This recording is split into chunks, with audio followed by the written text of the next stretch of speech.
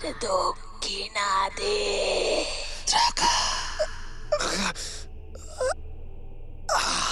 মূর্তিটা সম্পূর্ণ নগ্ন, গলায় কতগুলো লাল সুতো ঝুলছে। সবচেয়ে ভয়ানক হলো সম্পূর্ণ দাঁতবিহীন বিরাট হাঁ করে বসে আছে মূর্তিটা, যেন ব্যাঙ তার শিকার ধরার আগের মুহূর্তে বসে আছে। মূর্তিটার পায়ের কাছে কিছু বন ফুল আর এক মুন্ডুবিহীন পাখির আধ খাওয়া শরীর পড়ে আছে। জানি না, আমি কিচ্ছু জানি না। আমি আমি কিচ্ছু জানতে চাই না। তুমি কিছু একটা করো, এভাবে চুপ করে বসে থেকো না সৌভিক, প্লিজ। এভাবে চুপ করে তুমি বসে থেকো না সৌভিক, প্লিজ কিছু একটা করো। একটু শান্ত হও তুমি, একটু শান্ত হও প্লিজ, কেঁদো না, আমি দেখছি কিছু একটা উপায় ঠিক বেরোবে। একটু শান্ত হও প্লিজ। খানিকটা যেন নিজেকেই সান্ত্বনা দেওয়ার সুরে কথাটা বলল সৌভিক, কারণ সৌভিক নিজেও জানে না যে ঠিক কি করতে হবে। গত দুদিন ধরে বিছানায় শয্যাশায়ী তাদের একমাত্র সন্তান অর্ক, তার কোনো জ্ঞান নেই। পরিস্থিতি এমন জায়গায় চলে গেছে যে মাঝে মাঝে তার নাকের সামনে হাত দিয়ে দেখতে হচ্ছে নিঃশ্বাস আদৌ চলছে তো, কারণ খুব ধীরে হলেও চামড়ার পচনগুলো ক্রমশ প্রকট হয়ে উঠছে, আর তার সাথে শরীরের প্রত্যেকটা অঙ্গ প্রত্যঙ্গ খুব ধীরে ধীরে উল্টো দিকে বেঁকে যাচ্ছে। এই ঘটনার সূত্রপাত প্রায় দিন চারেক আগে। ওহ, বাপরে বাপ, অবশেষে তাহলে একটা ছুটি পাওয়া গেল। সৌভিক অনেকদিন ধরেই ভাবছে যে ছুটি নেবে, কিন্তু অফিসের চাপে সেটা আর হয়েই উঠছিল না। অনেক কষ্টে কর্তৃপক্ষকে রাজি করিয়ে দিন 7 ছুটি মঞ্জুর হয়েছে সৌভিকের। প্রতিদিন সকালে জিম, তারপর তড়িঘড়ি করে অফিস, তারপর অফিস শেষে মাঝে মধ্যে পার্টি। এসব একঘেয়ে গতানুগতিক জীবন আর ভালো লাগছিল না সৌভিকের। তাই অফিসে ছুটি পাওয়া মাত্রই মহুয়া আর অর্ককে নিয়ে সৌভিক রওনা দিয়েছে পিলংহাটার দিকে।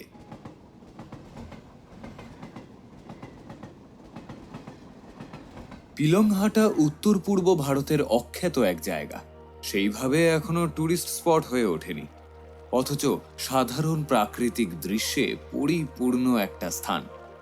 পাহাড়, জঙ্গল ও ছোট্ট একটা খরস্রোতা পাহাড়ি নদী পিলংকে কেন্দ্র করে। এই জনবিরল জায়গার অবস্থান তেজু বিমানবন্দর থেকে প্রায় 40 মাইল দূরত্বে। এই জায়গার খোঁজ সৌভিকের স্ত্রী মহুয়াই বার করেছে। মহুয়ার কোনো এক আত্মীয় কিছুদিন আগে সরকারি কাজে দিন দুয়েকের জন্য এখানে নাকি এসেছিলেন। সেই সূত্রেই সৌভিকদের আজ পিলংহাটাতে সপরিবারে আগমন। বিকেল প্রায় হব হব করছে, ঠান্ডার আমেজটাও আস্তে আস্তে বাড়ছে। সন্ধ্যের আগেই ওরা পৌঁছে গেল ওদের গন্তব্যস্থলে। হোমস্টে আগে থেকেই বুক করা ছিল, নামটাও খুব মিষ্টি, সুইট নেস্ট। হোমস্টের মালিক মিস্টার দোলমা ও তার স্ত্রী মিসেস রাই বয়স্ক দম্পতি। ওনাদের আন্তরিক আপ্যায়নে পথের ক্লান্তি ভুলে গেল সৌভিক ও মহুয়া। যাওয়া মাত্রই হাত মুখ ধোয়ার জন্য গরম জল, তারপর গরম কফি, সঙ্গে গরম গরম পকোড়া। এহেন পরিবেশে নিজেদের মধ্যে গল্প বেশ জমে উঠল। ওনারা মোটামুটি ভালোই বাংলা বলতে পারেন, পাশেরই একটা ঘরে থাকেন। আলাপ পরিচয়ে জানা গেল মিস্টার দোলমা আগে একটা স্থানীয় স্কুলে শিক্ষকতা করতেন। স্থানীয় স্কুল বলতেও তাদের হোমস্টে থেকে প্রায় 30 কিলোমিটার দূরে। এই অঞ্চলে স্কুল তো দূরের কথা, দোকানপাটের সংখ্যাও বেশ কম। ওনারা নিঃসন্তান, নিজস্ব কিছু ক্ষেত খামারি আছে তাদের, আর এই হোমস্টে থেকে যা সামান্য আয় হয় তাতেই ওদের মোটামুটি চলে যায়। হোমস্টের ঘরগুলো খুব সুন্দর, বড় কাচের জানালা, তার উপর ভারী ভারী পর্দা, মেঝেতে পুরু করে কার্পেট বিছানো। কফি খেতে খেতে সৌভিক জিজ্ঞাসা করলো, আচ্ছা মিস্টার দোলমা, এখানে ভালো কোনো ঘোরার জায়গা কোথায় আছে বলতে পারবেন? আরে আরে পুরোটাই তো ঘোরার জায়গা মশাই। আপনি আপনি যেখানে যাবেন সেখানেই দেখবেন অসাধারণ প্রাকৃতিক দৃশ্য। তবে হ্যাঁ, এখানে ঘোরার জন্য স্থানীয় গাড়ি বলতে গেলে প্রায় নেই বললেই চলে। ওই হেঁটেই ঘুরতে হবে আপনাদের। আর আর গাড়ি চাইলে আসবে, তবে তবে অনেক দূর থেকে আসবে, এবং ওই তার জন্য স্বাভাবিকভাবেই ভাড়াটা অনেকটাই বেশি হবে। না না, আমরা হেঁটেই ঘুরবো। মোটে 3টে দিন তো আছি, তারপরেই তো আবার ফিরতে হবে। এখন তো অনেক রাত হয়ে গেছে, তাই হয়তো বুঝতে পারছেন না। কাল সকালে বেরিয়ে চারপাশটা দেখবেন। আশা করি নিরাশ হবেন না। আজ ক্লান্ত আছেন, তাড়াতাড়ি খেয়ে দিয়ে শুয়ে পড়ুন, কেমন? সত্যি ওদের শরীর আর দিচ্ছিল না, এখন শুতে পারলে বাঁচে। তাই ওনার কথা মতো ও ক্লান্তির সৌজন্যে তাড়াতাড়ি রাতের খাবার শেষ করে ওরা শুয়ে পড়ল। কনকনে ঠান্ডার মধ্যে গরম গরম মুরগির ঝোল আর হাতে গড়া রুটি, সে যেন অমৃত। পরদিন সকালে একটু দেরিতেই ঘুম ভাঙল সৌভিকদের। দরজা খুলে বাইরে এসে দাঁড়াতেই সৌভিক মুগ্ধ হয়ে গেল আশেপাশের দৃশ্য দেখে। বাহ, দারুণ তো। চারধারে পাইনের সমারোহ, পাথরের ধারে ধারে ঝাঁকড়া ঝাঁকড়া বুনো ফুল, পাশ দিয়ে ছোট্ট একটা ঝর্ণা গিয়ে মিশেছে সামনে ছোট্ট নদীতে। ওটা সম্ভবত পিলং নদীই হবে। প্রস্থে খুবই কম মনে হচ্ছে। মহুয়া অনেক আগেই উঠেছিল। দূরে বরফ ঢাকা পাহাড়ের দিকে এক দৃষ্টে তাকিয়ে সৌন্দর্য উপভোগ করছিল সম্ভবত। সৌভিক কোনো কথা না বলে বাথরুমে চলে গেল। বাথরুম থেকে এসে দেখে ঘরে ততক্ষণে চা জল খাবার চলে এসেছে। ততক্ষণে অর্কও ঘুম থেকে উঠে পড়েছে। Good morning. Very good morning Mrs Rai. ঘুরতে বেরোবেন তো? তা কখন বেরোচ্ছেন? হ্যাঁ, কিন্তু কোন দিকে যাব বলুন তো? যেদিকে দু চোখ যায় নদীর ধার ধরে ঘুরে আসুন। এই দিকটা গেলে কয়েকটা চা বাগান চোখে পড়বে, যদিও সংখ্যায় খুব একটা বেশি নয়। আরো বেশ কিছুটা এগিয়ে গেলে একটা ছোট্ট জনপদ, তাতে অল্প কিছু বাড়ি ঘর, একটা ছোট্ট বাজার আর গোটা দুয়েক ওষুধের দোকান। আর নদীটা পেরিয়ে গেলে একটা আদিবাসী বস্তি। এখন নদীটা সহজেই আপনারা পেরোতে পারবেন, কিন্তু বর্ষাকালে এর রূপ হয় ভয়ঙ্কর। তখন কিছুটা ঘুরে একটা ছোট্ট সাঁকো আছে, সেখান দিয়ে পেরোতে হয়। তবে বস্তিটা এখান থেকে বেশ কিছুটা দূর। চা বাগানের কুলি কামিনরা ওখানেই থাকে। যতটা পারেন দেখুন, বাকিটা আবার কালকে হবে। পথ নির্দেশ অনুযায়ী বেরিয়ে পড়ল ওরা তিনজন।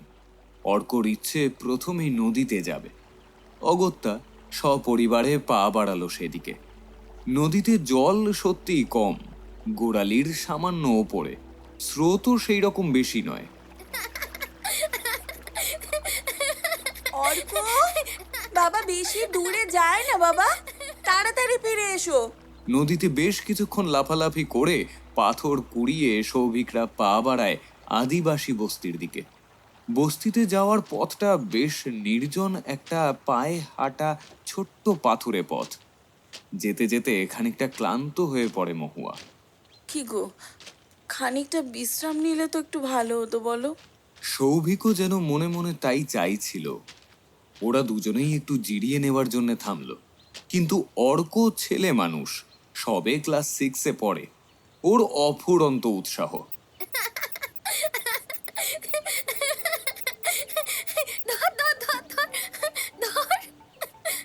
ও চারপাশ দৌড়ে দৌড়ে বেড়াতে লাগলো। হঠাৎ একটা খরগোশ দেখে ওর পিছনে ধাওয়া করলো। খরগোশটাও বোধহয় মজা পেয়েছে। যেদিকে ঘন জঙ্গল খরগোশটা সেদিকে লাফাতে লাফাতে চলতে লাগলো। ছোট্ট জঙ্গলটা বেশ ঘন। অর্ক প্রাণপণে চেষ্টা করলো খরগোশটাকে ধরতে, কিন্তু খরগোশ ধরা কি এত সোজা? কিছুটা যাওয়ার পর হঠাৎ করেই খরগোশটা যেন অদৃশ্য হয়ে গেল। অর্ক সামান্য ভয় পেল।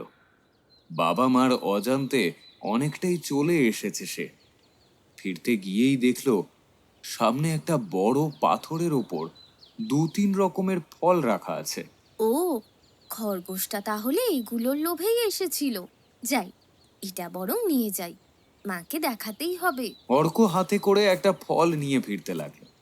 ফেরার রাস্তাটা সঠিকভাবে বুঝতে পারছিল না, কিন্তু মোটামুটি আন্দাজে চলতে লাগলো।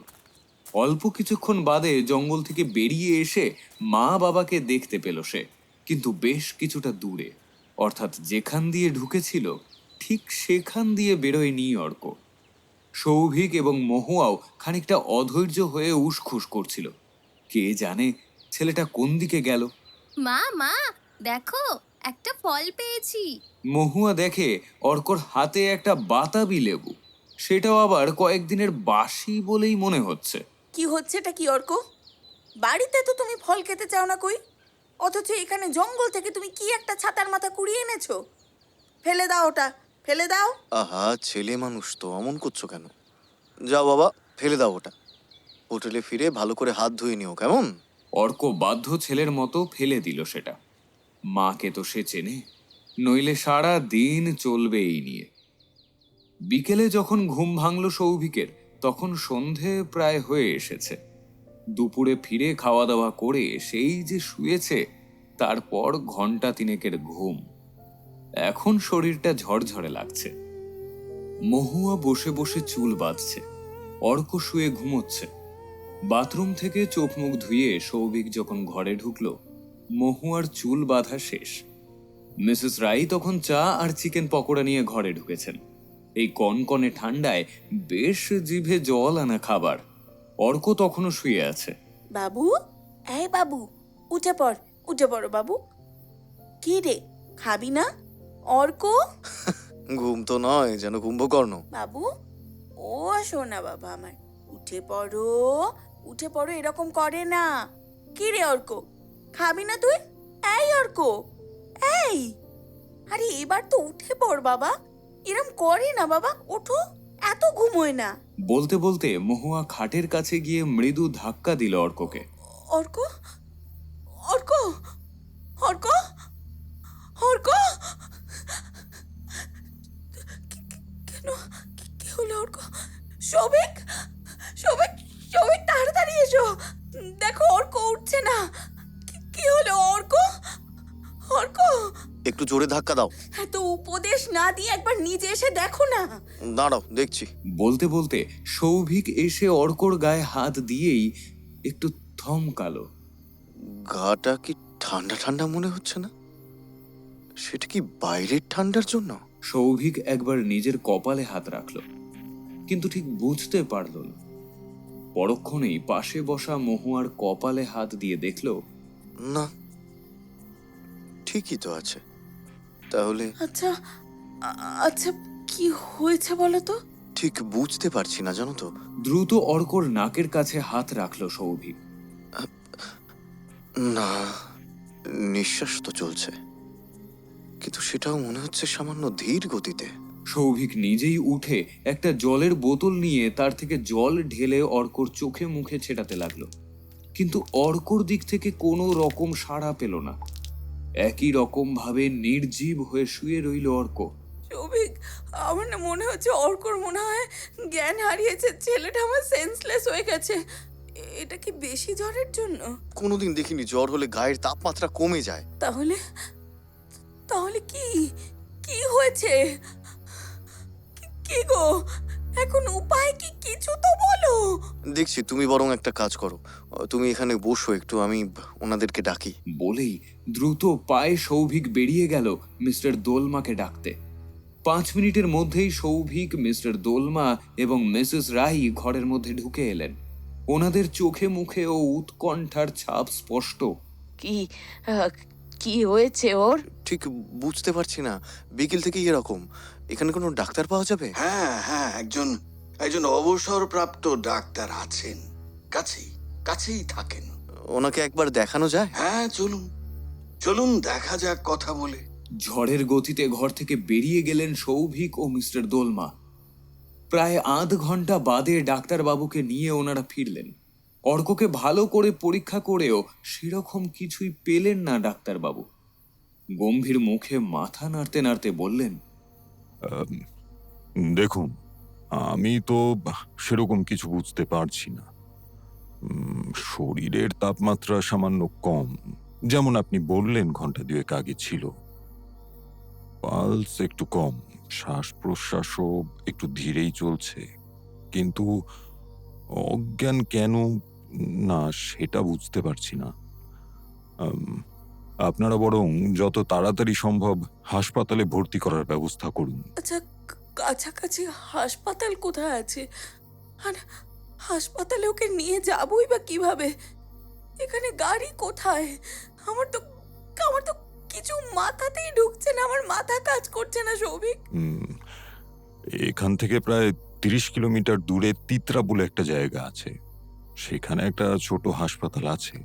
কিন্তু ওদের ওখানে একটা অ্যাম্বুলেন্স আছে বলে শুনেছিলাম। অ্যাম্বুলেন্স ঠিক না যদিও, ওই একটা জিপকে অ্যাম্বুলেন্সের মতন করে তৈরি করা হয়েছে। আপনারা এক্ষুনি ওখানে ফোন করে দিন, ওদের নাম্বারটা আমি দিচ্ছি। ফোন করে জানা গেল অ্যাম্বুলেন্স সেই মুহূর্তে ওখানে নেই, কোনো এক দূর জায়গা থেকে রোগী আনতে গেছে। ফেরা মাত্রই এখানে পাঠিয়ে দেওয়া হবে, তাও আস্তে আস্তে প্রায় মাঝরাত পেরিয়ে যাবে। এত খাড়া পাহাড়ি রাস্তায় বেশি জোরে গাড়ি চালানো সম্ভব না। অগত্যা ডাক্তারবাবুকে বিদায় দিয়ে অ্যাম্বুলেন্স আসার জন্য অন্তহীন অপেক্ষা করতে লাগলো ওরা। এ এক দুর্বিষহ অবস্থা, কি হয়েছে কেউ জানে না। ডাক্তারবাবুও বলতে পারলেন না, অ্যাম্বুলেন্স কখন আসবে কেউ জানে না। তারপরে হাসপাতালে গিয়ে কি হতে চলেছে সেটা তো ভাবলেই ভয় লাগছে। চোখ খোল বাবা, বাবা, বাবা চোখটা খোল না বাবা, বাবা। মহুয়া এক নাগারে অর্কর মাথায় হাত বুলিয়ে চলেছে, আর সৌভিক ঘরের মধ্যে উদ্ভ্রান্তের মতো পাইচারি করছে। মিস্টার দোলমা ও মিসেস রাই ওদের ঘরেই বসে আছেন। রাতের খাবার তো মাথায় উঠেছে, কেউই কিচ্ছু এক ফোঁটা মুখে দেয়নি। মাঝখানে মিসেস রাই জোর করে একবার কফি বানিয়ে এনেছিলেন, কোনো রকমে সেই কফিটুকু গলৎকরণ করা। দেখতে দেখতে রাত গড়িয়ে মাঝরাত হলো, কিন্তু তখনও অ্যাম্বুলেন্সের কোনো পাত্তা নেই। মহুয়া কেঁদেই চলেছে। সৌভিক জোর করে নিজেকে ঠিক রেখেছে। সৌভিককে যে করেই হোক ঠিক থাকতেই হবে। মিস্টার দোলমা এবং মিসেস রাইয়ের মুখ থমথমে। অ্যাম্বুলেন্স আসলো প্রায় ভোরবেলার দিকে। তড়িঘড়ি করে অর্ককে তোলা হলো গাড়িতে, সঙ্গে সৌভিক, মহুয়া এবং মিস্টার দোলমাও উঠলেন। ঘন্টা দুয়েক বাদে গাড়ি পৌঁছলো হাসপাতালে। সৌভিকরা দেখল হাসপাতাল ওই নামেই, আসলে ছোট্ট একটা স্বাস্থ্য কেন্দ্র, কিন্তু চিকিৎসকরা সেখানে যথেষ্ট আন্তরিক। অত্যন্ত দ্রুততার সঙ্গে চিকিৎসা শুরু করলো। মহুয়ার মুখের দিকে তাকানো যাচ্ছে না। সৌভিক সব দরকারি কাগজপত্র সই করে অধীর আগ্রহে বসে রইল যদি ডাক্তার কিছু সুখবর আনে। কিন্তু বিধি বাম। যিনি প্রধান ডাক্তারবাবু তিনি বেরিয়ে এসে বললেন, দেখুন, বিষয়টাতে কিছু বোঝা গেল না। এখানে যতটুকু পরীক্ষা নিরীক্ষা করা সম্ভব সবই করেছি, কিন্তু আপনি তাও একবার বড় হাসপাতালে নিয়ে যান। কারণ কারণ? কি কারণ ডাক্তারবাবু? মনে হচ্ছে কিছু বিষাক্ত জিনিসের ছোঁয়া লেগেছে, চামড়ায় কিছু ইনফেকশন দেখা যাচ্ছে। বাকি সম্ভবত সব ঠিক আছে, স্বাভাবিক আছে, তাও একবার নিয়ে যান। ডাক্তারবাবু অর্ধে কথা বলেই চুপ করে গেলেন। সৌভিক যেন আকাশ থেকে পড়ল। ইনফেকশন? তাতে প্রায় একদিন ধরে অজ্ঞান? না না না, কোথাও নিশ্চয়ই কিছু একটা গন্ডগোল হচ্ছে।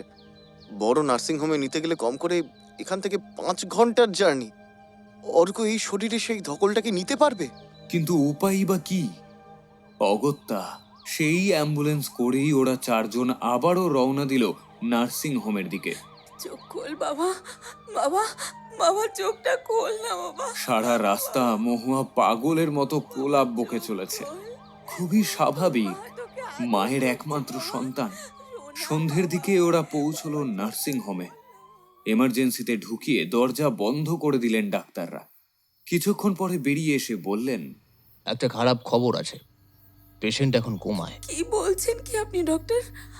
আপনি আপনি একবার একটু ভালো করে চেক করুন না প্লিজ, আমার ছেলেটাকে একটু ভালো করে দেখুন, এটা কি করে হতে পারে?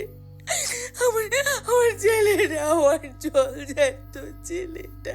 আচ্ছা, আর শরীরের ঘাগুলো সেগুলো কিভাবে হয়েছে বলতে পারেন?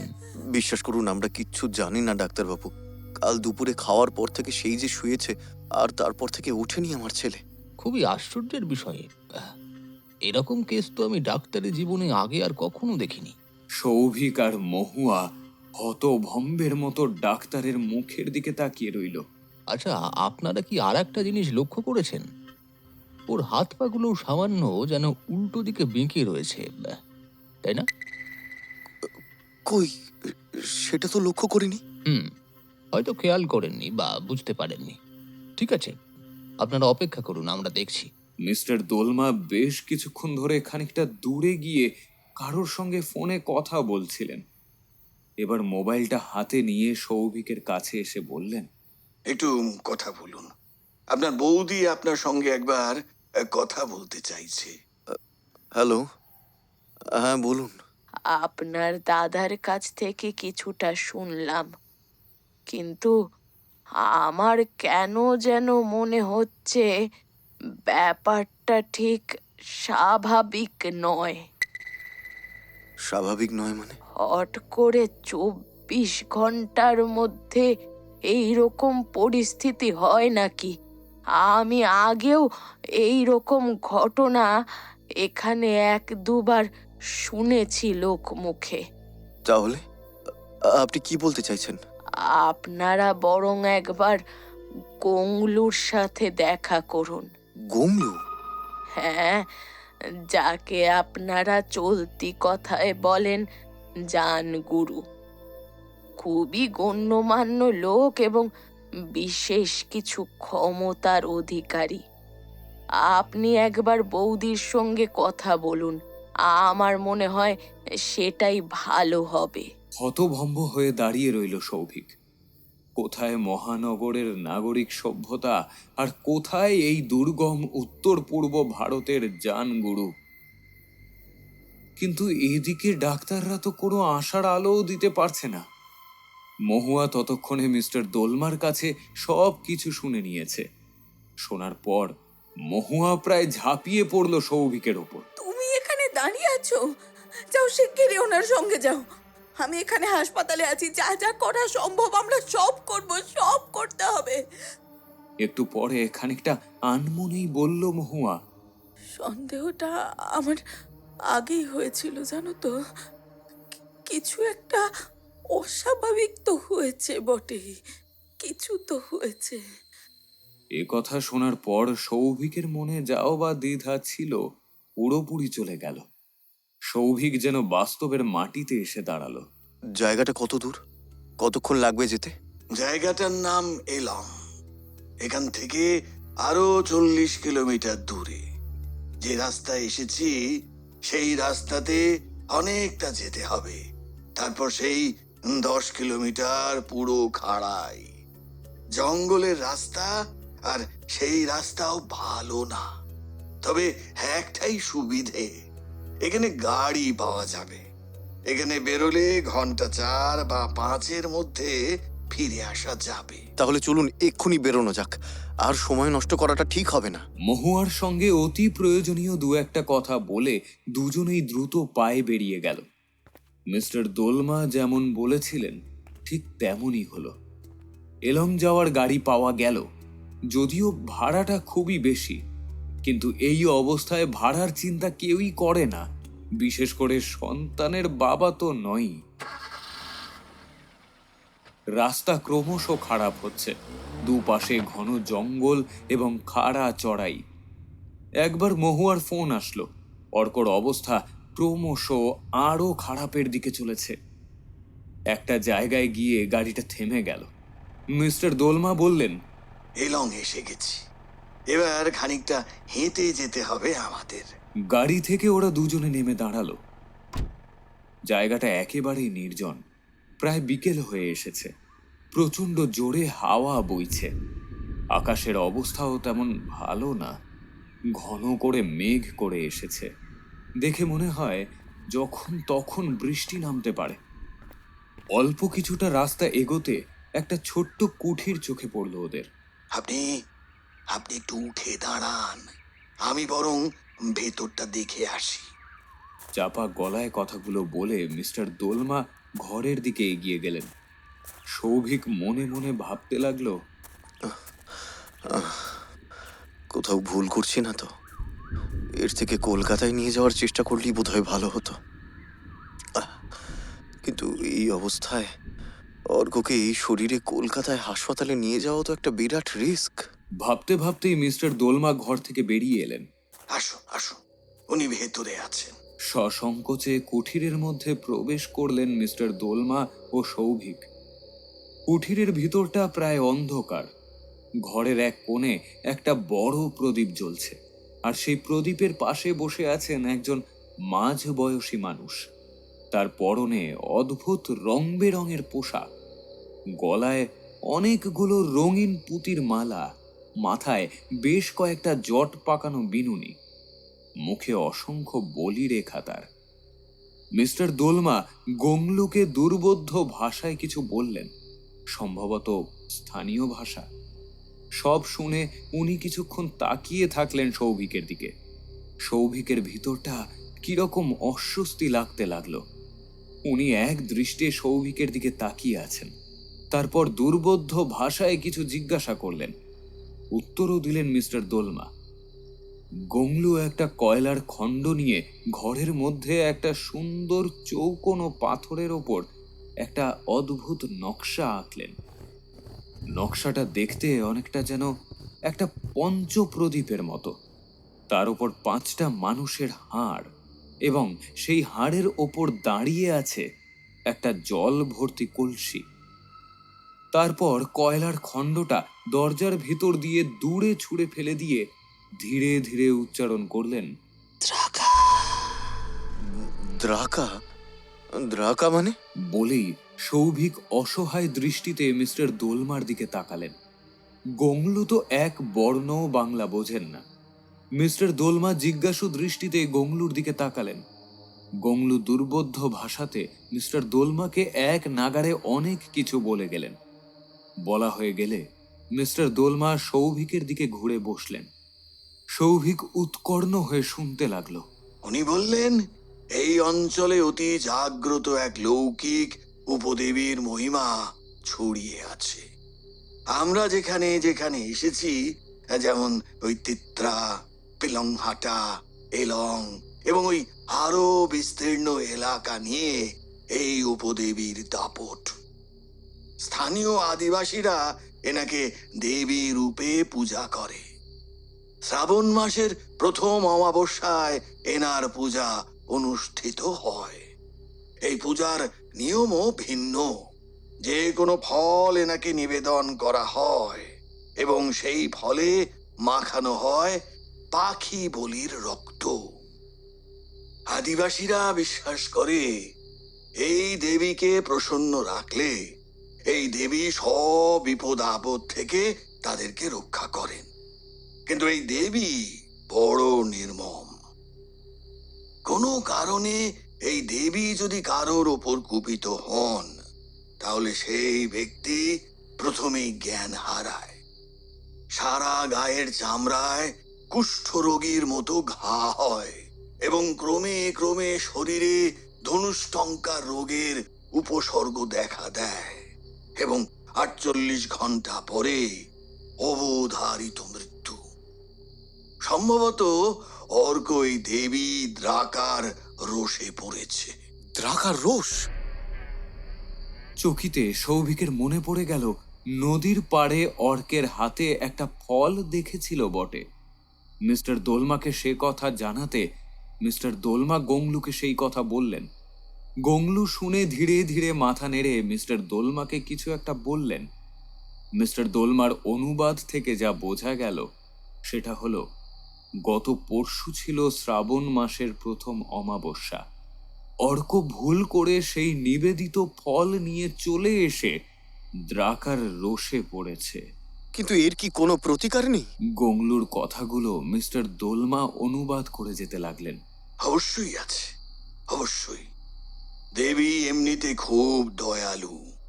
আপনার ছেলেকে একটা মাদুলি পরাতে হবে। তবে তবে তবে কি? ইতিমধ্যে সৌভিকের ফোনটা বেজে উঠল। কাপা কাপা হাতে ফোনটা রিসিভ করতেই ওপারে মহুয়ার গলা ভেসে এলো। আমার আমার ছেলেটার কি হলো? আমার ছেলেটার কি হলো? হাউ হাউ করে কাঁদছে মহুয়া।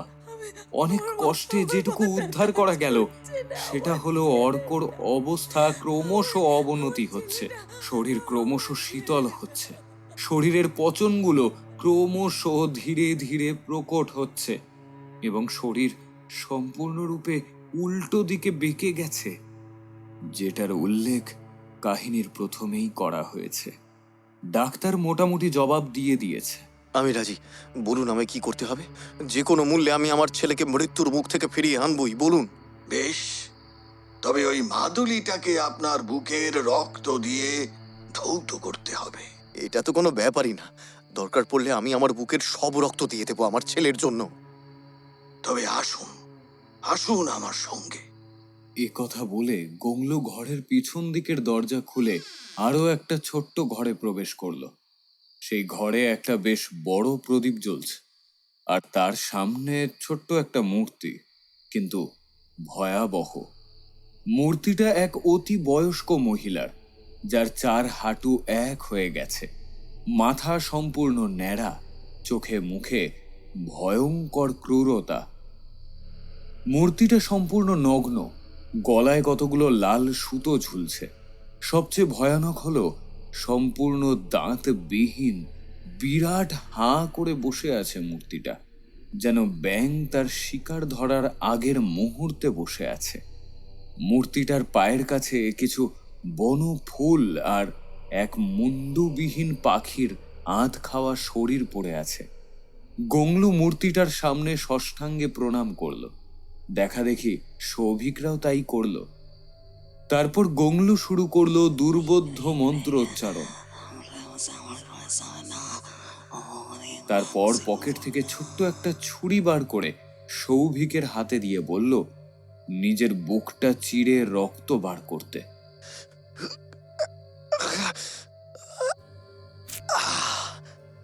সৌভিকও তাই করল। বুকের কেটে যাওয়া যন্ত্রণাও এখন ওর কাছে কিছুই না। গংলু সেই রক্ত একটা ছোট্ট মাটির পাত্রে ভরে সেই মূর্তির সামনে রাখলো।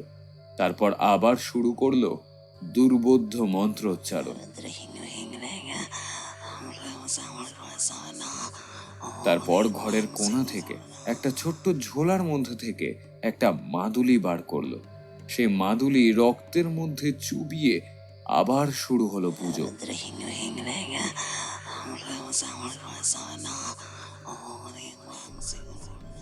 তারপর সেই মাদুলি সৌভিকের হাতে দিয়ে যা যা বলল মিস্টার দোলমা অনুবাদ করে সেই কথাগুলি সৌভিককে বলতে থাকলেন। এক্ষুনি গিয়ে ছেলের হাতে পরিয়ে দিন, আর কোনোদিন কোনো অবস্থাতেই এই মাদুলিটা খুলবেন না। মনে থাকবে তো? আপনার দক্ষিণা? একটা মৃদু হাসি ফুটে উঠল গংলুর মুখে। আমি দক্ষিণা নিয়ে নিয়েছি। আর আর মায়ের দক্ষিণা মা নিজেই জোগাড় করে নেবেন। সৌভিকের তখন এত কিছু শোনার সময় নেই।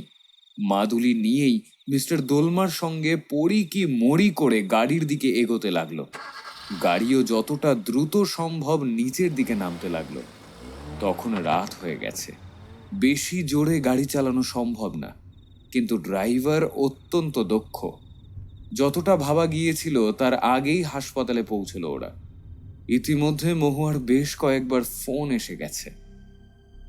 অর্কর অবস্থার এখন আরও অবনতি হয়েছে।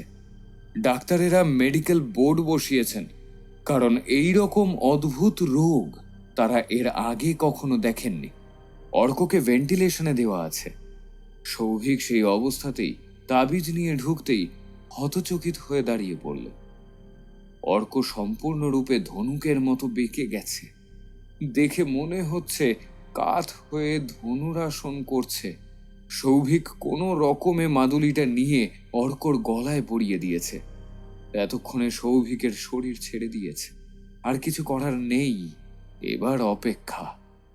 কিন্তু বেশিক্ষণ আর অপেক্ষা করতে হলো না। নার্স এসে খবর দিল অর্ক ধীরে ধীরে সোজা হচ্ছে। সৌভিক,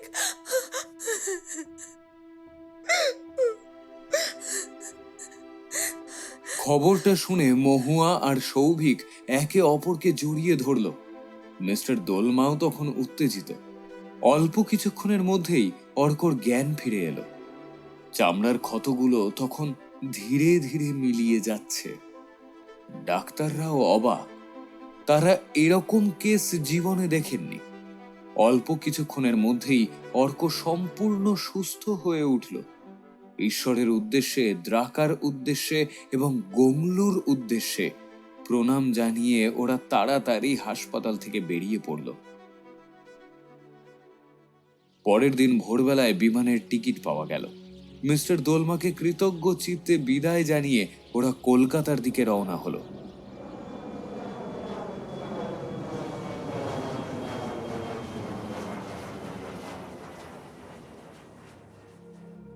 কলকাতায় ফেরার পর 3 মাস কেটে গেছে। এখনো ওদের কাছে পুরো ব্যাপারটা দুঃস্বপ্নের মতো মনে হয়। ওরা ভুলতে চাইলেও কোথাও যেন একটা সমস্যা দেখা দিয়েছে। অর্ক এখন রক্ত অল্পতায় ভুগছে। নিয়মিত ডাক্তার দেখছে, কিন্তু রক্ত অল্পতার কারণ এখনো খুঁজে পায়নি। দ্বিতীয়ত, অর্ক ঘুমের মধ্যেই মাঝে মাঝে চিৎকার করে ওঠে। কখনো ঘুম ভেঙে গেলে বলে কোন একটা পেতনি নাকি ওর গলা বুক চেটে যায় এবং তার খানিকটা রক্ত খেয়ে নেয়। প্রথম দিকে ভয়ের স্বপ্ন বলে উড়িয়ে দিলেও ব্যাপারটা আজকাল ওদেরকে ভাবাচ্ছে। কারণ মহুয়া একদিন জিজ্ঞেস করেছিল যে স্বপ্নের পেতনিটা কিরকম দেখতে। জবাবে অর্ক যেরকম বর্ণনা দিয়েছিল হুবহু মিলে গিয়েছিল দ্রাকার অবয়বের সাথে। আর সেটাই ছিল ওদের মূল চিন্তার কারণ। ওরা অর্ককে জানায়নি যে ওখানে ঠিক কি কি ঘটেছিল। অর্ক শুধু জানে যে ওর জ্বর এসেছিল, তাই ডাক্তারবাবুর কাছে গিয়েছিল সে। সৌভিক, এর মধ্যে 15 দিনে 2 বার নার্সিং হোমে ভর্তি করতে হলো আমাদের। আমার না ব্যাপারটা কিন্তু ভালো ঠেকছে না, জানো। এত ঘন ঘন রক্তাল্পতার কারণটা কি? ও যে স্বপ্নটা দেখছে সেটা সত্যি নয় তো সৌভিক? আমিও তো সেটাই ভাবছি, কিন্তু স্বপ্ন কি আর সত্যি হয়? তাহলে আমি ভাবছিলাম কালীবাড়ি থেকে একটু ঝাড়িয়ে নিয়ে আসবো। দেখো যেটা ভালো মনে হয়। মহুয়া সেদিনকেই অর্ককে নিয়ে কালীবাড়ি গেল। পুরুত মশাই অর্ককে ঝেড়ে দিলেন ঠিকই, কিন্তু মুখ দেখে খুব একটা প্রসন্ন মনে হলো না। কোনো এক অপশক্তি অর্ককে ঘিরে রয়েছে এবং অর্ক ক্রমাগতভাবে তাকে আহ্বান জানিয়ে চলেছে। সেই অপশক্তি ধীরে ধীরে অর্কর জীবনী শক্তি শুষে নিচ্ছে। আহ্বান জানিয়ে মানে? আহ্বান জানিয়ে চলেছে মানেটা কি? আমি তো কিছু বুঝতেই পারছি না। অর্কর সাথে সেই অপশক্তির কোথাও একটা যোগসূত্র আছে। কি সেটা? সেটা বলতে পারলাম না মা, তবে আছে তো বটেই। কারণ আমি যখন প্রদীপের তাপটা ওর মাথায় ছোঁয়াতে যাচ্ছিলাম, তুমি তো দেখলে, ততবারই প্রদীপটা নিভে যাচ্ছিল। এক রাশ দুশ্চিন্তা নিয়ে মহুয়া বাড়ি ফিরল। সবকিছু কিরকম যেন গুলিয়ে যাচ্ছে তার। দ্রাকার রোষ থেকে উদ্ধার করার পর এ আবার কোন অপশক্তির রোষে পড়ল অর্ক?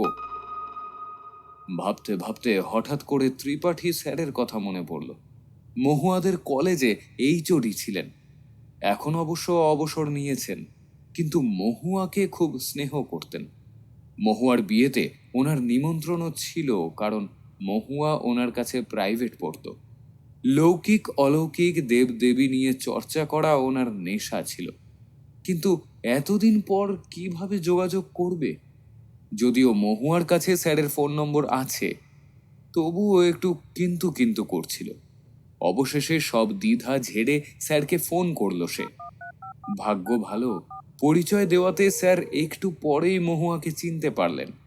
প্রাথমিক কথাবার্তার পর মহুয়া সমস্ত ঘটনা বিস্তৃতভাবে স্যারকে জানালো। স্যার সব শুনে পরের দিন মহুয়াকে ফোন করতে বললেন। পরের দিন অবধি লাগলো না, স্যার নিজেই সন্ধেবেলায় কল ব্যাক করলেন।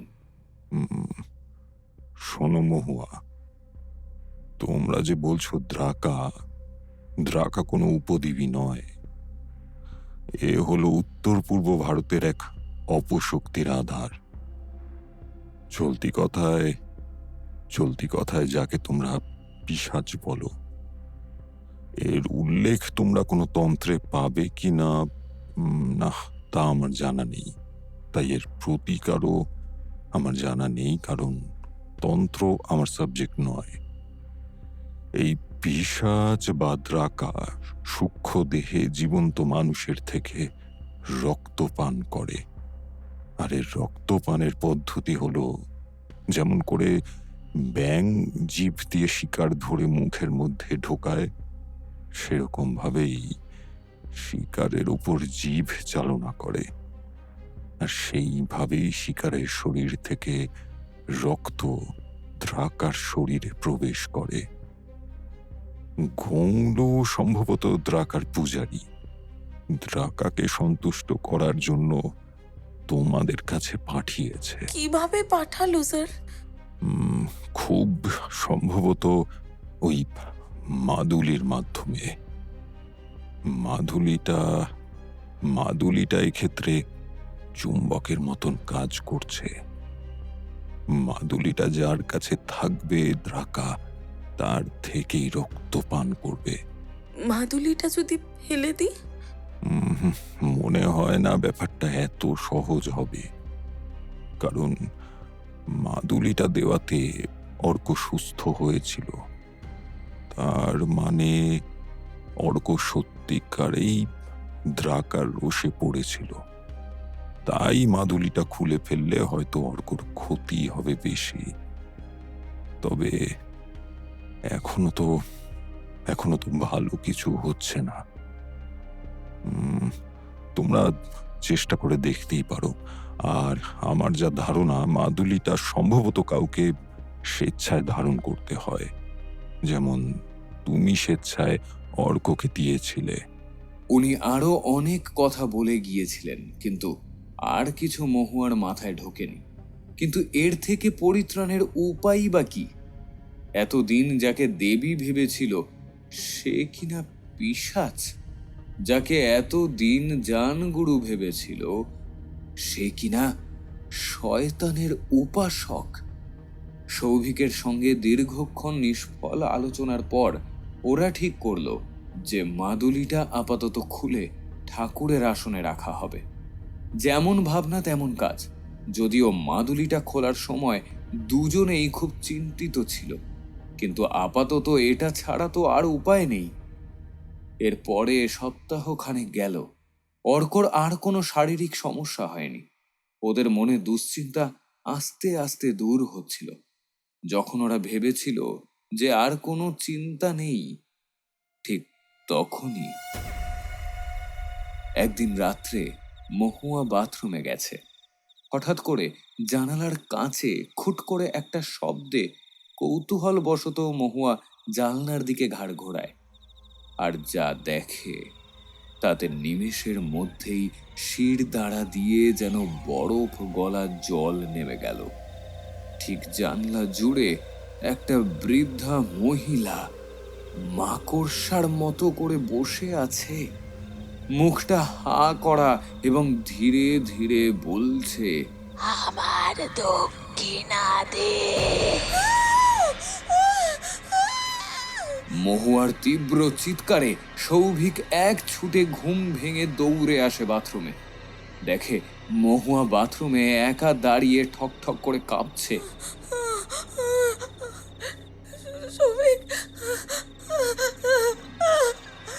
মহুয়া, কি হয়েছে মহুয়া? দ্রাকা দ্রাকা? মানে দ্রাকা এখানে কি করে আসবে? কথাটা বলেই সৌভিক বুঝল প্রশ্নটা অত্যন্ত বোকা বোকা হয়েছে। যে সূক্ষ্ম শরীরে অর্কর থেকে রক্ত পান করে যেতে পারে তার কাছে এখানে আসাটা কোনো ব্যাপারই না। তুমি বোধহয় ঘুমের ঘোরে ভুল দেখেছো। আমি কি ঘুমিয়ে ঘুমিয়ে বাথরুমে এলাম মনে হয় তোমার? আর তাছাড়া আমি স্পষ্ট দেখেছি, স্পষ্ট। আসলে কি বলো তো, দ্রাকা আর কিছু করতে পারছে না তো, তাই হয়তো এখনো ভয় দেখাচ্ছে। ভয় পেও না, সব ঠিক হয়ে যাবে। বলতে হয় তাই বলল, কিন্তু সৌভিক নিজেও খুব একটা আত্মবিশ্বাসী নয়। সৌভিকেরও মনটা খুঁতখুত করেই চলেছে। এতদিন শুধু অর্ক ঘুমের মধ্যে দেখত, এখন মহুয়াও দেখতে পাচ্ছে। এ কিসের অশনি সংকেত? এমনি করে আরো 2-3 দিন গেল। এখন মহুয়া রাত্রে বাথরুমে গেলে সৌভিককে জাগিয়ে যায়। দিনের বেলায় মোটামুটি নিশ্চিন্ত। দিনটা ছিল রবিবার সন্ধ্যা। মহুয়া রান্না করছিল আর সৌভিক ঘরে বসে খবরের কাগজ পড়ছিল। অর্ক পড়তে যাবে বলে তৈরি হচ্ছে। অর্ক, অর্ক, অর্ক, অর্ক, অর্ক, কি হয়েছে? অর্ক, অর্ক! হঠাৎ অর্কর তীব্র চিৎকারে দুজনেই তড়িঘড়ি করে ছুটে এলো। অর্ক তখন নিজের পা ধরে মাটিতে শুয়ে কাটা পাঠার মতো কাতরাচ্ছে। দুজনে মিলে কোনো রকমে ওর হাতটা সরিয়ে দেখে ওর পায়ের গোড়ালি কেউ যেন পুরো উল্টো দিকে ভেঙে ঘুরিয়ে দিয়েছে। ইতিমধ্যেই অর্ক যন্ত্রণায় অজ্ঞান হয়ে যায়। যত তাড়াতাড়ি সম্ভব দুজনে মিলে ওকে কাছের নার্সিং হোমে নিয়ে যায়। সেখানে অর্কর একটা ছোট্ট অপারেশন হয় এবং পাটা সেট করেন ডাক্তারবাবুরা। কিভাবে হলো এটা? জানি না ডাক্তারবাবু, ঘরের মধ্যে বোধহয় পড়ে গিয়েছিল। পড়ে গিয়ে এরকম ভাবে হয় না। দেখে মনে হচ্ছে যেন ভারী রোলার চলে গেছে, অথবা কেউ যেন ওর পাটা জোর করে উল্টো দিকে ঘুরিয়ে দিয়েছে। কথাটা শুনে সৌভিক আর মহুয়া মুখ চাওয়াচাওয়ি করল। সত্যি তো, ভাঙা পাটাকে দেখে যেন মনে হচ্ছিল সেই তিত্রা হাসপাতালে ওর বেঁকে যাওয়া পায়ের সঙ্গে যথেষ্ট সাদৃশ্য ছিল। এটা তো আগে মাথায় আসেনি। সেদিন সন্ধ্যার দিকে সৌভিক ও মহুয়ার অসীম চিন্তার অবসান ঘটিয়ে অর্কর জ্ঞান ফেরে। জ্ঞান ফেরার কিছুক্ষণ পরে মহুয়া অর্ককে জিজ্ঞেস করে, আরে বাবা, পাটা ভাঙলি কি করে? কি জানি, শুধু বুঝলাম কে যেন আমার পাটা ধরে পুরো উল্টো দিকে ঘুরিয়ে দিল। কাদো কাদো মুখে জবাব দিল অর্ক। অর্কর কথা শুনে স্তম্ভিত হয়ে গেল মহুয়া। মাদুলি খুলেও রেহাই নেই, আর শুধু শুধু পা ভেঙেই বা কি চাইছে দ্রাকা? এ কিরকম দক্ষিণা? 2 দিন বাদে অর্ককে নার্সিং হোম থেকে ছেড়ে দিল। যেমন দিন চলে তেমনই চলতে লাগলো, কিন্তু ওদের কারোর মনে কোনো শান্তি নেই। মাঝখানে সৌভিক মিস্টার দোলমাকেও একবার ফোন করেছিল, কিন্তু মিস্টার দোলমা কিছুই আলোকপাত করতে পারেননি এই ব্যাপারে। কোনো দিক দিয়ে কোনো রকম সহযোগিতা না পেয়ে ওরা তখন হতাশ। দিন 10 পরে সৌভিক অফিস থেকে ফেরার সময় লিফটে করে উঠছিল। লিফটে একাই ছিল। নির্দিষ্ট ফ্লোরে সৌভিক বেরোতেই যাবে লিফট থেকে, হঠাৎই সৌভিকের চোখ আটকে গেল লিফটের ছাদে। ছাদে মাকড়সার মতো উল্টো হয়ে ঝুলছে একটা ভয়াল অবয়ব। দেখতে অবিকল সেই দ্রাকার মূর্তির মতো। অবয়বটা ধীরে ধীরে উচ্চারণ করলো, আমার দক্ষিণা। পর মুহূর্তেই অবয়বটা বিদ্যুৎ বেগে অদৃশ্য হলো। সৌভিক ক্ষণিকের জন্য স্তব্ধ হয়ে গেল। পর মুহূর্তেই তড়িঘড়ি করে ফ্ল্যাটে ঢুকে মাদুলিটা নিয়ে দ্রুত নিজে পড়ে নিল। চেষ্টা করে দেখাই যাক না অর্ককে বাঁচানো যায় কিনা এই বিভীষিকার হাত থেকে। 15 দিন মতো সবকিছুই স্বাভাবিক চলল। একদিন রাত্রে শুয়ে সৌভিক স্বপ্ন দেখল এক ভয়ঙ্কর কুৎসিত মহিলা, পুরো দ্রাকার মতো দেখতে, তার বুকের ওপর বসে রক্ত চেটে চেটে খাচ্ছে। না! নিদারুণ আতঙ্কে ঘুমটা ভেঙে গেল তার। তড়িঘড়ি করে বিছানায় উঠে বসতে গিয়ে মাথা ঘুরে পড়ে গেল। শরীর অসম্ভব দুর্বল, মাথা ঘুরছে, নিঃশ্বাস নিতে কষ্ট হচ্ছে। পরের দিন সকালে ডাক্তার পরীক্ষা নিরীক্ষা করে বলল রক্ত অল্পতা। সৌভিক নিশ্চিত হলো যে যার হাতে মাদুলি থাকবে দ্রাকার শিকার সেই হবে। সেই দিনই সৌভিক হাসপাতালে ভর্তি হয়ে রক্ত নিল ও দিন চারেক পর নিজের বাড়ি ফিরে আসলো। তারও 3 দিন পরে সৌভিক নিচে নেমে মাদুলিটা খানিকটা দূরে গিয়ে একটা বট গাছের গোড়ায় রেখে আসলো। এতক্ষণে খানিকটা নিশ্চিন্ত বোধ করছে সৌভিক। মহুয়াকে কিছুই জানালো না। আজ রাতে হয়তো সৌভিক একটু নিশ্চিন্তে ঘুমোবে। না, আর দিন 10 মধ্যে কিছু হলো না। অর্ক এখন কিছুটা সুস্থ হয়ে উঠেছে, যদিও এখনো বিছানায় শয্যাশায়ী। একটাই সুখবর, এই মাসখানেকের মধ্যে ও আর রক্ত অল্পতায় ভোগেনি। সৌভিক আর মহুয়াও ভাবতে শুরু করেছে যে অভিশাপ বোধহয় দূর হলো। আর তখনই ঘটল আরো এক অঘটন। সেদিন রাত্রে 3 জনে খাওয়া দাওয়া করে খাটে বসে গল্প করছিল। হঠাৎ করে চোখের পলকেই যেন মনে হলো এক বৃদ্ধা অর্কর পাশে দাঁড়িয়ে, এবং পর মুহূর্তেই অর্ক এক তীব্র চিৎকার করে মাটিতে ছিটকে পড়ল। বলতে যতটুকু সময়, কিন্তু ঘটনাটা ঘটে গেল তারও আগে।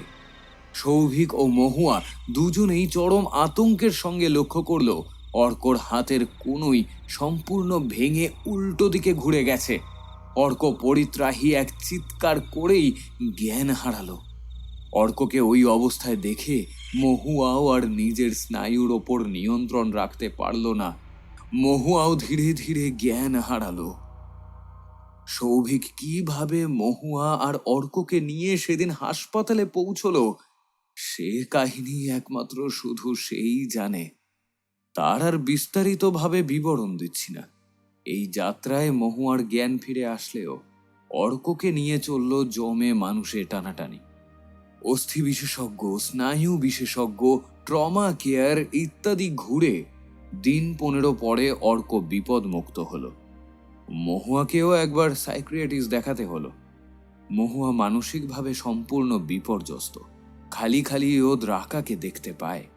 দিন 20 বাদে সবাই বাড়ি ফিরে এলো ঠিকই, কিন্তু কারো মনে কোনো শান্তি নেই। শুধু দিন গোনা চলছে পরের আঘাত কোথায় কিভাবে আসবে। সৌভিক সেই সকালে বেরিয়ে যায় এবং রাত করে বাড়ি ফেরে। তাদের বাড়ি ফেরার দিন 3 বাদে একদিন সৌভিক মহুয়াকে ডেকে গম্ভীর গলায় বলল, আমি হিসেব করে দেখেছি দ্রাকা এই আক্রমণটা করে প্রতি অমাবস্যায়। ধরেই নেওয়া যায় এই অমাবস্যায় পিশাচটা আবার আঘাত আনবে। আর অমাবস্যা 7 দিন পরেই। কিন্তু শুধু শুধু হাত পা ভাঙবেই বা কেন? রক্ত পাচ্ছে না বলে হয়তো নিষ্ফল আক্রোশ। যে কোনো মূল্যে ওই পিশাচের বেঁচে থাকার জন্য রক্ত চাই চাই। মহুয়া অবাক হয়ে শুনল। তারপর শূন্য দৃষ্টিতে সৌভিকের দিকে তাকিয়ে রইল। ভালো মন্দ এই চিন্তাটাই বোধহয় মহুয়া হারিয়ে ফেলেছে। শুধু মহুয়ার 2 চোখ জলে ভরে উঠল। মহুয়ার চোখের জল দেখে হয়তো সৌভিকও আবেগপ্রবণ হয়ে পড়েছিল। ওরও 2 চোখে জল এসে গিয়েছিল। তাড়াতাড়ি জল মুছে সে বলল, তবে এবার একটা সুখবর আছে। মহুয়া সেই একই ভাব লেশহীন ভাবে তাকিয়ে থাকে। আমি এই পিশাচকে বধ করবার উপায় পেয়ে গেছি। তবে এর জন্য আমাকে যেতে হবে, আর যেতে হবে এই অমাবস্যার আগেই। এতক্ষণে মহুয়ার চোখের দৃষ্টি স্বাভাবিক হলো এবং চোখ দুটো উজ্জ্বল হয়ে উঠল। কিভাবে ধ্বংস করবে? কোথায় যাবে? কবে যাবে? এক নাগাড়ে অনেকগুলো প্রশ্ন করল মহুয়া। সে আছে এক উপায়, তবে আগে থেকে জানালে হবে না। হয়ে গেলে তুমি বিশদে জানতে পারবে। আমি কালকেই যাব পিলংহাটা। না না, আর কিছুতেই তুমি ওখানে যাবে না, কিছুতেই না। তুমি অত চিন্তা করো না তো। মিস্টার দোলমাও থাকবেন আমাকে সাহায্য করতে। সত্যি করে বলছো তো? আমি কখনো তোমাদের কোনো মিথ্যা বলিনি মহুয়া। মহুয়াকে জড়িয়ে ধরল সৌভিক। স্বামী স্ত্রীর মধ্যে এক আবেগ ঘন পরিস্থিতি সৃষ্টি হলো। পরের দিন রওনা হওয়ার আগে সৌভিক অর্ককে জড়িয়ে ধরল। অর্ক এখনো সম্পূর্ণ সুস্থ নয়। সৌভিক অর্ককে জড়িয়ে বলল, আর তোমার কিচ্ছু হবে না বাবা, তোমার বাবা আছে না, আর তোমার কিচ্ছু হবে না। বলতে বলতে সৌভিকের গলাটা ধরে এলো। কোনো ক্রমে তাড়াতাড়ি নিজেকে সামলে সৌভিক বেরিয়ে পড়ল গন্তব্যস্থলে। এরপর কেটে গেছে 7টা দিন। সৌভিক সেই যে গেছে, তারপর এখনো সৌভিকের কোনো খবর পাচ্ছে না মহুয়া। ফোনটাও 3 দিন ধরে বলছে সুইচড অফ। মহুয়া মিস্টার দোলমাকেও ফোন করেছিল, ফোন বেজেই গেছে, কিন্তু মিস্টার দোলমা ফোন ধরেননি। মহুয়া যখন চিন্তায় আনচান করছে, ঠিক তখনই একটা অজানা নম্বর থেকে ফোন আসে। হ্যালো, মিসেস মহুয়া মৈত্র বলছেন? হ্যাঁ বলছি। আপনি কে বলছেন? আমি পিলংহাটা থানা থেকে বলছি। থানা শুনেই মহুয়ার ভিতরটা কিরকম যেন চমকে উঠল। ব্যগ্র কণ্ঠে মহুয়া বলল, হ্যাঁ হ্যাঁ, বলুন বলুন স্যার। অত্যন্ত দুঃখের সঙ্গে জানাচ্ছি আপনার স্বামী মারা গেছেন। মারা গেছে? আহ, মারা গেছে? হ্যাঁ, আমরা জানি যে এই সময় আপনাকে এইভাবে বিরক্ত করা ঠিক না, কিন্তু বুঝতেই পারছেন সরকারি কাজকর্ম আমরা নিরুপায়। আপনাকে এখানে একবার আসতে হবে। আপনি যদি চান আমরা সরকারি তরফ থেকে আপনাকে এখানে আসার ব্যবস্থা করে দিতে পারি। মহুয়ার হাত থেকে ফোনটা কখন পড়ে গেল মহুয়া টেরই পেল না। তারপরে অর্কর কাছে নিজের মাকে রেখে মহুয়া কিভাবে প্রতিবেশী একজনকে নিয়ে পিলংহাটা পৌঁছলো, মহুয়া হয়তো নিজেও ভালো করে জানে না। হাসপাতালে গিয়ে যখন সৌভিকের মৃতদেহটা দেখলো মহুয়া, নিজের 2 চোখকে বিশ্বাস করতে পারল না। কি হয়ে গেল সৌভিক? কি হয়ে গেল? কি হয়ে গেল সৌভিক? কি হয়ে গেল?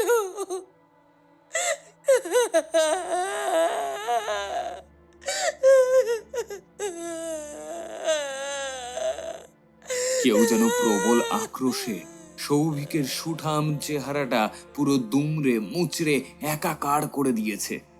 দেখে মনে হচ্ছে ঠিক যেন একটা দলা পাকানো একটা বস্তু, সমস্ত অঙ্গ প্রত্যঙ্গ উল্টো দিকে বাঁকানো। যেটুকু জানা গেল সেটা হলো সৌভিক শেষবারের মতো মিস্টার দোলমার বাড়ি থেকে গংলুর কাছে যাবে বলে রওনা দিয়েছিল। বলে গিয়েছিল যদি 24 ঘন্টার মধ্যে সে বাড়ি না ফেরে তাহলে যেন থানায় খবর দেওয়া হয়। মিস্টার দোলমা সৌভিকের কথা মতোই কাজ করেছিলেন। পুলিশ গংলুর বাড়ির সামনে থেকে সৌভিকের দলা পাকানো মৃতদেহ আবিষ্কার করে। ওখান থেকে ফিরে আসার সময় দোলমার কাছ থেকে আরো 2টো জিনিস পায় মহুয়া। 1 নম্বর হলো গংলুর মৃত্যু সংবাদ। যেদিন সৌভিকের মৃতদেহ পাওয়া যায় সেদিনেই কিছুটা দূরে গংলুর মৃতদেহ আবিষ্কার হয়, সৌভিকের মতোই দলা পাকানো অবস্থায়। যদিও এই খবরে মহুয়ার এখন আর কিছুই যায় আসে না। আর দ্বিতীয়টা হলো সৌভিকের ফোন, যেটা দোলমার কাছে জমা রেখে সৌভিক গিয়েছিল গংলুর কাছে।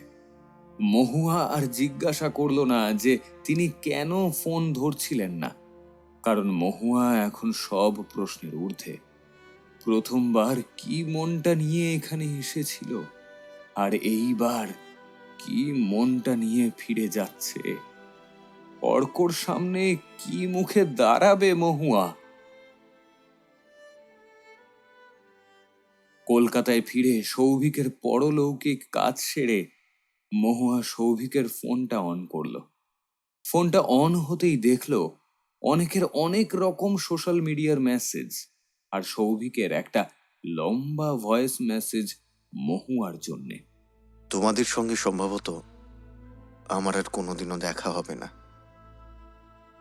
আমি সেটা আগে থেকেই আঁচ করেছিলাম, কিন্তু এটা ছাড়া আমাদের সামনে আর কোনো উপায় ছিল না। অভিশপ্ত মাদুলিটা যে পড়বে তাকেই ধীরে ধীরে মৃত্যুবরণ করতে হবে। আর যদি কেউ মাদুলিটা না পড়ে, তাহলে তুমিও দেখেছো যে এই পিশাচ কি নৃশংসভাবে আমাদের একমাত্র সন্তানের হাত পা মুচড়ে দুমড়ে ভেঙে দিচ্ছে। যে মাদুলিটা আমি ফেলে এসেছিলাম, সেই মাদুলিটা তোমাদের অজান্তে আমি আবার সঙ্গে করে নিয়ে এসেছি। আমি এইটা বুঝেছিলাম যে কাউকে না কাউকে এই অভিশাপের শিকার হতেই হবে। যে ভুল আমরা করেছি, সেই ভুলের একমাত্র প্রায়শ্চিত্ত এটাই। তাই আমি ঠিক করেছিলাম এইভাবে তিলে তিলে মৃত্যুবরণের চেয়ে একেবারেই মৃত্যুবরণ করে নিই, সেটা যতই যন্ত্রণাদায়ক হোক না কেন। আর এই গংলু একটা সাক্ষাৎ শয়তান। আমি মিস্টার দোলমাকে নিয়ে এসেছিলাম ওর সঙ্গে কথা বলতে, যদি কিছু হয়। কিন্তু কথা বলে বুঝলাম গংলু এই অপেক্ষাতেই থাকে, যদি কেউ দ্রাকার রোষে পড়ে। ওই শয়তানটা এইভাবেই পিশাচিনীকে তার দক্ষিণা দেয় এবং তার বদলে সে তার তথাকথিত সাধনায় সিদ্ধি লাভের পথে অগ্রসর হয়। মিস্টার দোলমা আর মিসেস রায় নিপাট ভালো মানুষ। ওনারা এই ব্যাপারটা বিশদে কিছুই জানতেন না। ওনারা আমাদের সাহায্য করতে চেয়েছিলেন, কিন্তু ভুলক্রমে আমরা এই ফাঁদে পা দিয়ে দিই। আজ আমি ঠিক করেছি ওখানে একাই যাব এবং গিয়ে মাদুলিটা আর সেই অভিশপ্ত মূর্তি দুটোকেই ভেঙে চুড়ে আজকে তছনছ করে দেব। তারপর যা হয় হবে। এই পদ্ধতিটা ভাগ্যক্রমে কয়েকদিন আগে হঠাৎ করেই আমার চোখে পড়ে একটা জীর্ণ পাণ্ডুলিপিতে, কলেজ স্ট্রিটের একটা পুরনো বইয়ের দোকানে। তন্ন তন্ন করে খুঁজেছি, কিন্তু আর কোথাও কোনো উপায় লেখা নেই।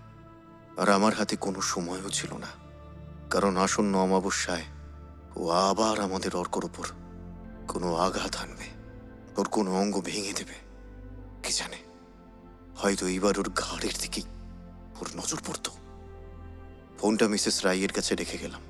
যদি ফিরে আসি তাহলে তো ভালোই, আর যদি না ফিরি, পারলে আমাকে ক্ষমা করে দিও। তোমাদেরকে এই জীবনযুদ্ধে একা রেখে যাওয়ার জন্য মনে একটাই সান্ত্বনা নিয়ে যাচ্ছি, যে আমি আমার ছেলেকে এই অভিশাপের হাত থেকে বাঁচাতে পেরেছি। অর্ককে আমার অনেক আদর দিও। ভালো থেকো তোমরা। ফোনটা হাতে নিয়ে স্তব্ধ হয়ে বসে রইল মহুয়া। তার দু চোখে তখন অঝোর জলের ধারা। পৃথিবীর সব বাবা মাই সন্তানদের জন্য এরকম ভাবে সর্বস্ব ত্যাগ করে, কিন্তু সন্তানরা হয়তো সেটা জানতেও পারে না।